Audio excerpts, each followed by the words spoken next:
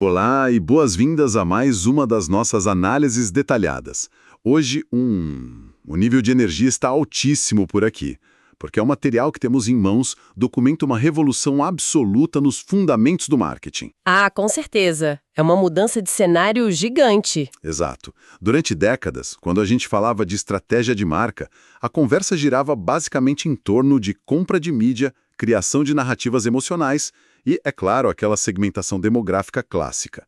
Só que as fontes que vamos destrinchar hoje mostram que esse modelo tradicional não é mais o centro do palco. Ele meio que perdeu o protagonismo, né? Totalmente.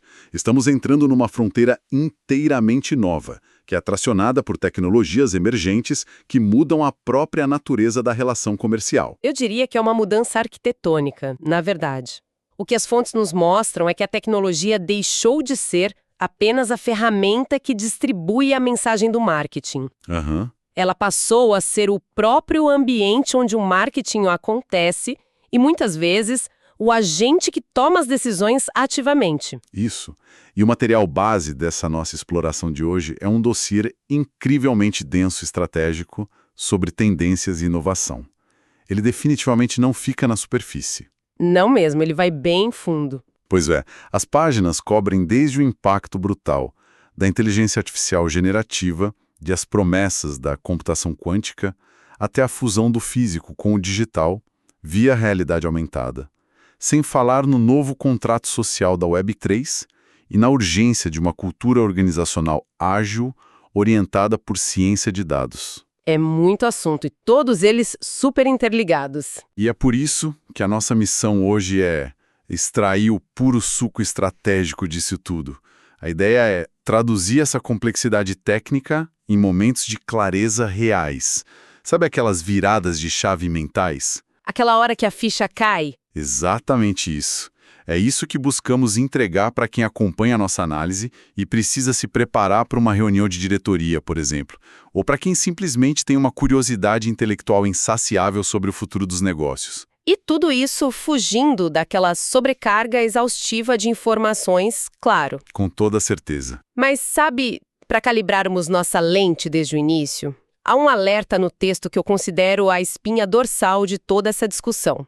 É a ideia de que a tecnologia pela tecnologia é uma armadilha. Ah, esse ponto é fundamental. É, porque tentar forçar uma inovação sem compreender profundamente a mudança no comportamento do consumidor ou adotar uma ferramenta super complexa só para gerar manchetes na imprensa, fatalmente vai engessar a operação. Fica aquela coisa de inovação de vitrine, né? Exato. A agilidade de uma empresa é destruída quando a inovação não tem propósito. Portanto, nosso foco aqui não é fazer um glossário tecnológico maçante. Ninguém quer isso. Não. O que queremos é entender o porquê de cada uma dessas ferramentas importam e como elas se conectam para resolver problemas reais de negócios. Perfeito. Então vamos desempacotar o primeiro grande bloco do nosso material. O texto aponta para 3 forças tecnológicas gigantescas que estão convergindo simultaneamente agora mesmo. A IA generativa, a computação quântica e a realidade aumentada. Isso mesmo. E lendo a seção sobre a IA generativa, fica muito claro que a grande ruptura não é apenas a automação de tarefas, é a escala absurda da personalização. Sim, a escala é o que muda o jogo. Porque, nós já sabemos que a IA escreve textos e gera imagens com prompt simples, mas as fontes mostram aplicações onde marcas estão gerando milhares de variações de uma mesma campanha em vídeo. Em tempo real. Em tempo real. Eles adaptam tom de voz, o cenário, a iluminação e até o sotaque do locutor, dependendo do perfil exato de quem está assistindo. É como uma linha de produção criativa infinita. E o mais impactante dessa linha de produção infinita é que o gargalo operacional muda de lugar. Ele deixa de ser a criação do conteúdo em si e passa a ser a curadoria. Como assim? É que a IA generativa reduz o custo da experimentação criativa a quase zero. Se antigamente uma equipe levava semanas para conceber e produzir umas 3 opções de banners para um teste simples, hoje o algoritmo concebe, produz e testa 300 opções em questão de horas. Nossa, 300 opções em horas é uma velocidade assustadora para uma equipe aprovar. É exatamente por isso que, para que essa velocidade toda não gere um caos interno absoluto, o material introduz um conceito que eu achei vital, que é o Sistema de Gestão da Inovação, ou SGI. Eu achei essa parte do SGI fascinante, porque, na minha visão, ele traz a inovação das nuvens para o chão de fábrica. Tira da teoria e põe na prática estruturada. Isso. Pelo que entendi lendo o dossiê, as empresas estão percebendo que não dá simplesmente para plugar uma IA superpotente nos sistemas centrais da empresa sem um método rigoroso. O SGI funciona meio que como um ambiente seguro. Um laboratório. Exato, uma espécie de laboratório estruturado onde as equipes podem testar essas tecnologias sob condições de alta incerteza. E fazem isso sem correr o menor risco de derrubar a operação principal da empresa caso algo dê errado. É uma estrutura que organiza a experimentação. Exatamente. O SGI é o que separa as empresas que apenas brincam com tecnologia daquelas que realmente extraem o valor financeiro dela. Ele dá os contornos, né? Sim, ele dita como uma hipótese é criada, como o protótipo vai ser financiado, quais são os critérios matemáticos para considerar aquele teste um sucesso e, o mais importante de tudo, como integrar essa inovação na rotina diária da empresa depois que ela é validada. É, no fim das contas, a governança da inovação. E falando em inovação que precisa de muita governança, eu confesso que sempre que vejo computação quântica mencionada em textos de negócios, a minha primeira reação é um certo ceticismo. Ah, é super normal. Soa muito distante. Soa como um enredo de ficção científica que ainda está a uns 30 anos de distância da nossa realidade. Mas o material argumenta firmemente que o marketing precisa olhar para isso agora. E precisa mesmo. A promessa, segundo eles, não é apenas fazer as mesmas coisas mais rápido. É resolver problemas multivariáveis gigantescos que os computadores clássicos que temos hoje simplesmente não conseguem processar em tempo útil. E que problemas seriam esses no marketing? Pois é. Imagina o cenário de compra de mídia em tempo real, aqueles famosos leilões de anúncios programáticos. Hoje, o sistema lida com dezenas de variáveis. Com a capacidade quântica, o texto diz que poderíamos simular milhares de cenários microeconômicos e de comportamento de manada instantaneamente. Para dar o lance exato? A dar o lance perfeito no milissegundo perfeito, pagando o menor valor possível pela maior conversão. É um nível de otimização quase absurdo. O ceticismo que você mencionou é natural. E as próprias fontes fazem a ressalva de que estamos em estágios bem iniciais de viabilidade comercial para a parte quântica. Contudo, o raciocínio estratégico deles está corretíssimo. Faz sentido a longo prazo. Faz. A computação quântica não vai substituir o notebook que a gente usa para mandar e-mails. Ela vai atuar exatamente nesses bolsões de altíssima complexidade. Pense na cadeia de suprimentos integrada ao marketing em tempo real. Essa integração é um pesadelo logístico hoje em dia. Exato. Imagina prever rupturas de estoque com base em variáveis climáticas globais, tendências sociais que surgem do nada no TikTok, flutuações logísticas de navios e, simultaneamente a tudo isso, ajustar os preços e as campanhas na ponta para não frustrar o consumidor que vai tentar comprar. Nossa! É a capacidade de enxergar o tabuleiro inteiro com todas as jogadas possíveis calculadas antes mesmo do jogo começar. Sensacional. É realmente mudar a escala da inteligência do negócio. E para fechar essa tríade do novo ecossistema, o texto mergulha na realidade aumentada.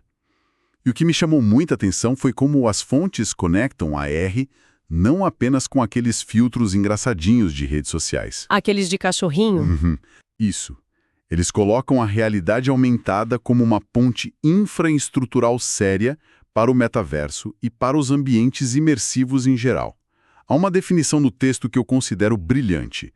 Eles dizem que estamos abandonando o marketing de exposição para abraçar o marketing de envolvimento simbólico. Essa transição conceitual é linda e muda tudo. No antigo marketing de exposição, o espaço digital é tratado simplesmente como um outdoor estático. Só mais uma tela. Exato. A marca aluga um pedaço da tela do usuário e grita uma mensagem ali, cruzando os dedos e torcendo para ser notada no meio do caos. Já no envolvimento simbólico, a marca constrói um ambiente tridimensional completo e convida o público para entrar de forma ativa. A relação muda. A interação deixa de ser puramente transacional e passa a ser experiencial e altamente sensorial. E o exemplo prático que o material traz sobre isso é perfeito para a gente visualizar o conceito. Eles detalham o case da Nick Land, que é aquele espaço que a Nike construiu lá dentro da plataforma Roblox. Esse case é um marco. É incrível. O que fica claro no texto é que a Nike não criou simplesmente um e-commerce em 3D sem graça para vender tênis físico pela internet. Eles desenharam um parque de diversões digital completo e hiper interativo. Com minigames e tudo mais? Sim, os usuários entravam lá, vestiam seus avatares com coleções exclusivas e totalmente digitais da marca e participavam desses jogos esportivos, competindo com outras pessoas do mundo todo em tempo real. É entretenimento puro, onde a marca não é interrupção chata no meio do vídeo.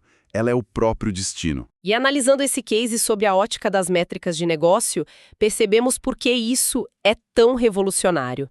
Pense bem, as marcas sempre mediram o sucesso por tempo de tela ou taxa de clique. Aquelas métricas clássicas de vaidade, muitas vezes. Isso. Mas como se mede o valor real de um consumidor que passa 3 horas habitando ativamente o espaço da sua marca, interagindo com seus produtos virtualmente e socializando com os amigos lá dentro? É um engajamento muito mais denso. O engajamento atinge uma profundidade emocional incalculável, especialmente com as gerações mais novas. Essa galera já não separa a identidade física da identidade digital de jeito nenhum. A marca fortalece seu capital simbólico de uma forma que um anúncio em vídeo de 30 segundos jamais conseguiria chegar perto. É uma dinâmica realmente fascinante. E se no metaverso o usuário veste a camisa digital da marca com tanto orgulho, a tecnologia que garante que ele é o dono real e comprovado dessa camisa nos leva para a próxima grande mudança estrutural discutida nas fontes, que é a Web3. A polêmica e transformadora Web3. Ela mesma. O texto dedica uma seção substancial para explicar como ecossistemas descentralizados estão reescrevendo a relação de poder e confiança entre empresas e clientes. Para contextualizar para quem acompanha a gente, as fontes lembram que, na Web 2, que é o modelo atual de redes sociais e grandes plataformas, o poder é totalmente centralizado. Fica na mão de muito poucos. Sim. As plataformas são donas das praças públicas, ditam as regras, controlam quem vê o quê e, acima de tudo, monopolizam a monetização de todos os dados que nós mesmos geramos de graça. A Web3 vem para inverter essa pirâmide. Exatamente. A descentralização é a espinha dorsal dessa inversão toda. Sendo baseada em redes, blockchain e contratos inteligentes, a Web3 simplesmente retira o intermediário todo-poderoso da equação. Tira a plataforma central do meio do caminho. Isso. Do ponto de vista do marketing, isso significa ter que lidar com o consumidor que tem a propriedade real e criptográfica de seus próprios dados, de seus ativos digitais e das comunidades das quais ele participa. O público deixa de ser apenas o alvo passivo de uma segmentação algorítmica. Ele assume papéis de coautor e coproprietário do ecossistema da marca. Isso me faz pensar muito em como as campanhas mudam na prática do dia a dia. O material foca bastante no uso de NFTs, os tokens não fungíveis. Mas eu confesso que preciso jogar um pouco de atrito aqui nessa ideia. Pode jogar, o debate é ótimo. Será que o público geral realmente quer ser sócio ou coproprietário das iniciativas de uma marca de forma tão ativa? Quer dizer, às vezes a pessoa só quer comprar um pacote de café ou um par de sapatos sem ter que gerenciar uma carteira de criptomoedas, decorar senhas gigantes e participar de votações complexas de governança, não é? Esse é um ponto de ceticismo extremamente válido e as próprias fontes refletem exatamente essa curva de adoção que não é simples. A resposta curta e direta para sua pergunta é não. Nem todo mundo quer essa profundidade de relacionamento. Pois é, dá trabalho. Mas o marketing na Web3 não é sobre forçar o consumidor casual, aquele que só quer o café rápido, a virar um investidor engajado. É sobre criar uma nova camada de relacionamento para os superfãs e para as comunidades de nicho. Ah, entendi. É uma camada extra. Exato. Pense em um programa de fidelidade totalmente reinventado. Em vez de você acumular aqueles pontos obscuros que expiram do nada e que a marca pode desvalorizar a qualquer momento sem te avisar, o cliente ganha um token que lhe confere utilidade real, acesso exclusivo a lançamentos antecipados, poder de voto em qual será a próxima cor do produto a ser fabricada ou até uma pequena participação nos lucros secundários daquela linha específica. É um nível de reciprocidade totalmente inédito no mercado. Cria-se o que o texto chama de um novo contrato relacional. Precisamente. E esse contrato relacional exige uma transparência que a Web 2 antiga nunca exigiu e nunca entregou. Como as regras de engajamento e recompensa estão codificadas em contratos inteligentes que são públicos na blockchain, a marca não pode simplesmente mudar os termos arbitrariamente no meio do jogo. O combinado não sai caro, porque não dá para descombinar. Perfeito. Isso força as empresas a oferecerem utilidade genuína, de verdade. Não é mais sobre reter o cliente criando barreiras de saída burocráticas, mas sim criando incentivos tão alinhados e justos que a comunidade escolhe permanecer lá e defender a marca unhas e dentes. É um modelo de crescimento muito mais orgânico e fundamentalmente mais ético a longo prazo. E falando em evolução orgânica, há um trecho na nossa pesquisa onde essa mudança de paradigma fica incrivelmente tátil. Aqui é que a coisa fica realmente interessante, ao meu ver. As fontes dedicam várias páginas à evolução guiada pelo Deep Learning e pela inteligência artificial. Mais especificamente, a transição do marketing preditivo para o marketing prescritivo. Essa distinção é crucial para entender o futuro. Para ilustrar como entendi essa diferença prática, eu gosto de pensar na evolução daqueles aplicativos de trânsito. O marketing preditivo é como aquele rádio antigo que o locutor dizia, olha, costuma ter muito trânsito na avenida principal às 6 da tarde, evite a região. Ele olha para o histórico, cruza os dados do passado e aponta a probabilidade de um evento acontecer. Ele tenta antecipar o futuro olhando só pelo retrovisor. Uma analogia excelente. O modelo preditivo foca em identificar os padrões de risco ou de oportunidade. Ele responde perguntas como: qual a probabilidade de cancelamento deste grupo específico de assinantes? Ou qual o momento do ano com maior chance de conversão para essa nova linha de produtos? Ele te dá um diagnóstico da situação. Isso. Ele fornece o diagnóstico, mas o insight crucial do material que estamos analisando é que parar apenas no diagnóstico não é mais suficiente hoje em dia. E é exatamente aqui que entra a genialidade do modelo prescritivo. Voltando ao exemplo do trânsito, o modelo prescritivo seria o aplicativo de GPS moderno, que não apenas avisa que há um engarrafamento quilométrico à frente. Ele já recalcula ativamente a rota. Meio que vira o volante por você e diz: pegue a próxima esquerda agora mesmo, para economizar 12 minutos da sua vida. Ele toma a atitude. Exato. O texto frisa que o marketing prescritivo age. Ele não entrega um PDF com um relatório de probabilidades para um analista humano ler e tomar uma decisão na semana que vem. Ele sugere ou até executa a ação ideal de forma autônoma em tempo real. É a automação da decisão. Pense em uma grande companhia aérea ou num e-commerce de volume absurdo.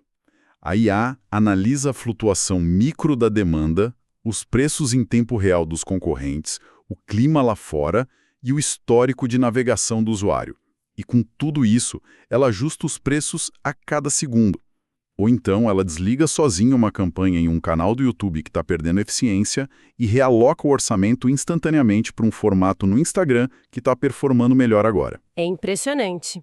A tecnologia deixa de ser apenas uma ferramenta de suporte à decisão de bastidor e passa a ser uma participante superativa na linha de frente da estratégia. Sem dúvida. E quando a gente combina essa incrível capacidade de ação em tempo real com aquela IA generativa que discutimos lá no início do nosso papo, nós chegamos a um conceito que as fontes tratam basicamente como o santo graal do marketing moderno: a hiperpersonalização. A hiperpersonalização é o sonho dourado de qualquer estrategista. É o retorno do velho marketing 1 a 1, sabe? Aquela atenção individualizada da mercearia de bairro que conhecia o cliente pelo nome.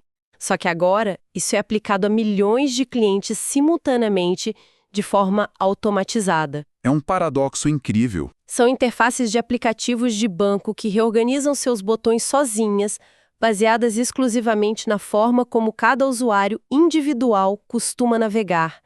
São e-mails de relacionamento redigidos por IA de forma única para cada indivíduo da base, usando as palavras que mais convertem para aquela pessoa específica. Só que existe um elefante gigante na sala quando falamos de algoritmos que sabem tanto sobre o nosso comportamento e antecipam nossas ações diárias. O material que embasa nossa análise é bastante categórico ao abordar as fronteiras éticas de todo esse poder computacional. Sim, e eles precisam ser categóricos nisso. Porque, convenhamos, a linha entre receber uma sugestão de compra perfeitamente útil e sentir que o seu próprio telefone está espionando suas conversas íntimas na sala de casa é extremamente tênue. E cruzar essa linha custa muito caro para a reputação de qualquer marca hoje. O material deixa claríssimo que a hiperpersonalização só é sustentável a longo prazo se for construída sobre uma fundação inabalável de consentimento explícito. Transparência total. Transparência absoluta no uso de dados. Os desafios éticos aqui não são apenas debates filosóficos acadêmicos para se ter num bar. São imperativos de negócios urgentes. O papel da inteligência artificial, segundo as fontes, é atuar como uma facilitadora invisível e elegante da experiência do cliente. Jamais como uma ferramenta de vigilância intrusiva. Ninguém gosta de se sentir vigiado. Na métrica de vaidade mais importante de todas.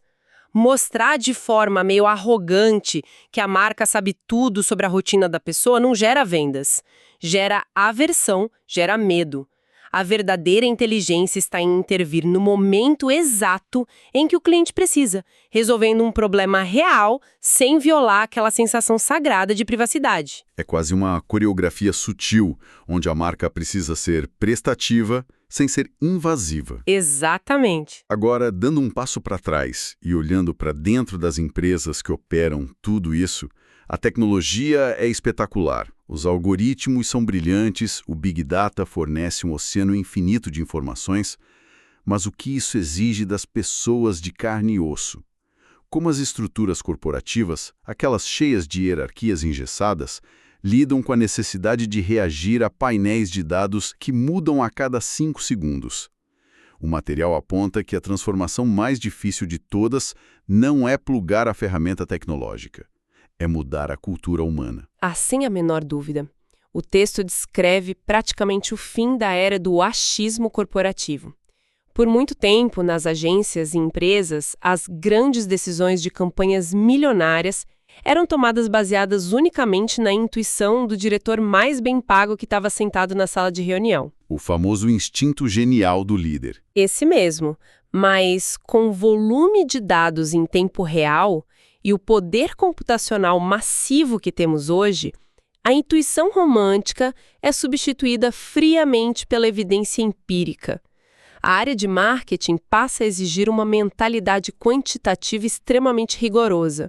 Os números precisam fechar a conta. Sim, e a principal consequência organizacional dessa mudança é que profissionais essencialmente criativos, que sempre foram focados em narrativa, design e psicologia de consumo, agora precisam sentar lado a lado com cientistas de dados que são focados em estatística e modelagem matemática complexa.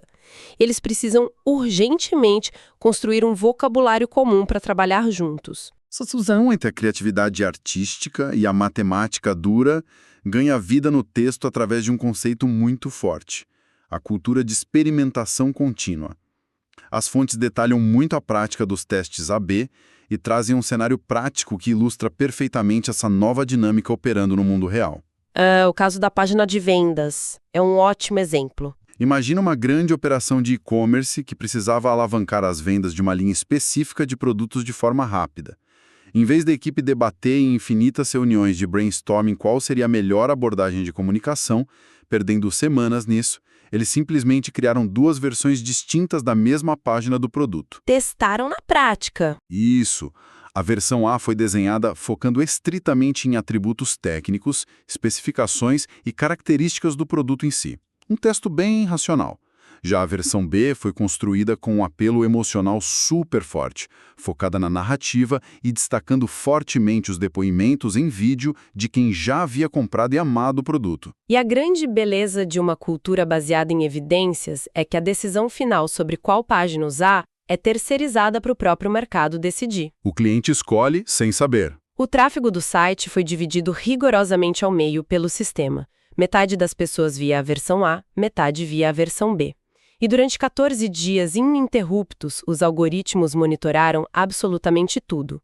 A taxa de rejeição, o tempo gasto lendo a página, a jornada de cliques do mouse e, claro, a métrica rainha, que é conversão final de vendas. O veredito dos dados? Ao final de 2 semanas, os dados mostraram inquestionavelmente que a versão B, que era mais narrativa e com foco social, entregou um aumento brutal de 22% nas vendas, em comparação direta com a página técnica. Ninguém precisou convencer ninguém na sala de reunião usando argumentos retóricos ou levantando a voz. Os dados gritaram e falaram por si. 22% de aumento real na receita em apenas 2 semanas, sem achismos e com pouquíssimo risco financeiro envolvido, é maravilhoso.